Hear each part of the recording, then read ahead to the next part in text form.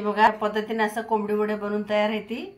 हे का हे चिकनचा रस्सा चिकन केलाय, हे सुक्क चिकन आहे, फिक्क म्हणा किंवा सपक म्हणा। हे कसं लहान मुलं खाण्यासाठी केलेलं आहे। ते तिखट असतं रस्सा, ते लहान मुलं खात नाही त्याच्यामुळं हे रस्सा केलाय। आणि हे कोंबडे वडे मस्त मध्ये या जेवण करा। नमस्कार, माझे चॅनलमध्ये तुमचं स्वागत आहे। कोंबडे वडे बनवण्यासाठी काय काय साहित्य घेतलंय, हे 3 वाटी तांदळाचं पीठ आहे, 1 वाटी गव्हाचं पीठ, अर्धी वाटी बेसन, 1 चमचा धणे, 1 चमचा बडीशोप, इथं मेथी घेतली आहे, मिरे 5-7 घेतलेत, चवीनुसार मीठ घेतलंय आणि हा 1 कांदा आहे। एवढं साहित्य लागणार आहे आपल्याला कोंबडी वडीला। हे बघा, सर्वात अगोदर आपण हे धणे आणि बडीशोप भाजून घेऊया। मंद आचेवर चांगलं जरा गव्हाळ होईपर्यंत त्याला लालसर भाजून घ्यायचं। जास्ती करपू द्यायचं नाही, कच्चे पण ठेवायचं नाही, मस्त भाजायचं खमंग। हे बघा, हे मेथी आणि मिरे पण थोडं कसं गरम करून घेऊया आपण। मेथी जास्त भाजायची नाही, जास्त भाजलं ना कडवट लागतं, त्याच्यामुळं ना मेथी गरम तेलावर सुद्धा टाकून घेतलं तरी पण चालते, जास्त भाजायची गरज नाही।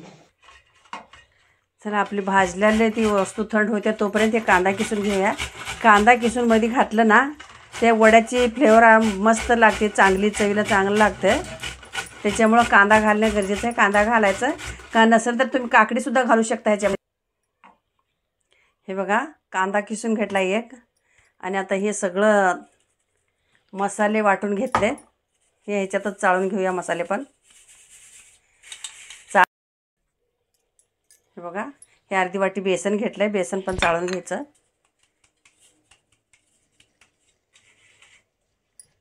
एक वाटी गव्हाचं पीठ घेतलंय,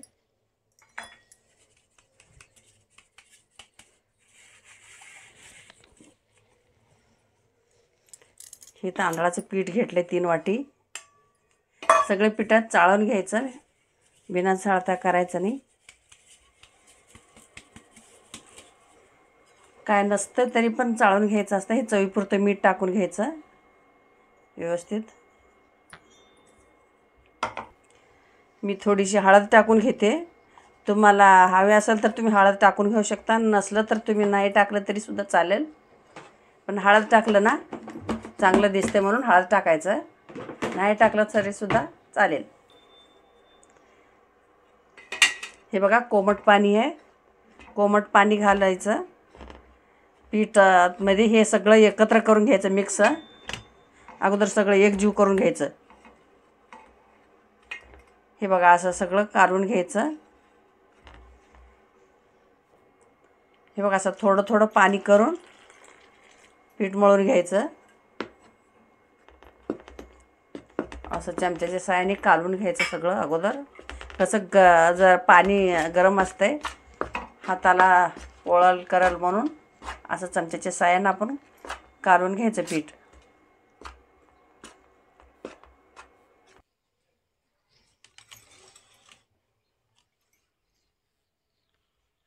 बघा, असं मळून घ्यायचं। असं पोळतंय, गरम असते ना त्याच्यामुळं तेवढं जास्त हे करायचं नाही, हलक्या हलक्या हातानं जसं आपल्या हाताला बरं वाटेल तसं हे करायचं नाही, तर जास्तीमध्ये पिठामध्ये हात घातला चटके बसते हाताला। आणि गरमीतच पीठ मळून घ्यायचं मस्त। थंड झालं ना ते पीठ बरोबर हे होत नाही, मळता येत नाही, आणि जरी मळलं तरी पण चिकटपणा येत नाही, गरमीतच मळून घ्यायचं। हे बघा, असं आपलं पीठ मळून तयार आहे मस्त। जास्त सैलसर पण मळायचं नाही, जास्त घट्ट पण मळायचं नाही, असं मस्त पीठ मळायचं। आणि मळून 1 तास अर्धा तास झाला झाकून ठेवायचं, म्हणजे आपले चांगले बनते कोंबडी वडे।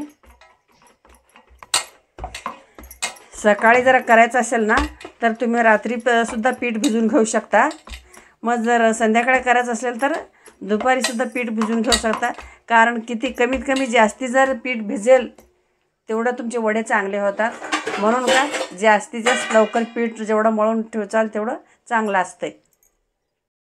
हे बघा पीठ असं झालं, हे मळून झालंय. आता मी 1 तासासाठी ठेवले होते भिजण्यासाठी. आता 1 तास झाले भिजले.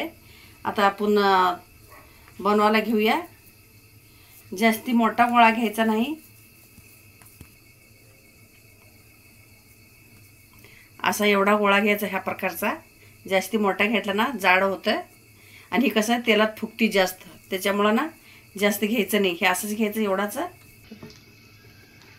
हे बघा असं करायचं, असं असं थापून घ्यायचं हातानं. जास्त पसर नाही करायचं. तुम्हाला जर ह्याच्यामध्ये होल पाडायचं असेल तर होल पाडू शकता. मी होल नाही पाडणार.